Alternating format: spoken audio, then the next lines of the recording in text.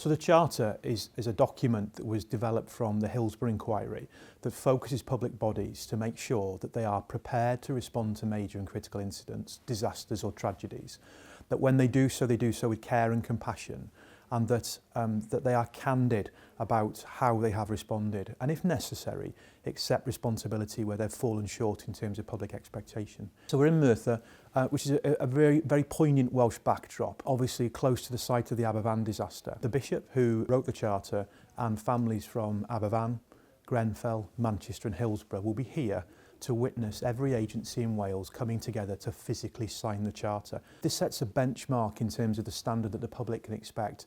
This is about giving leaders advice and guidance to make ethical, well-considered decisions at times of crisis. That visible statement of a commitment before this in fact becomes legislation later in the year. In my almost 30 years of public service, this is one of the most important moments where so many leaders have made such a public commitment together.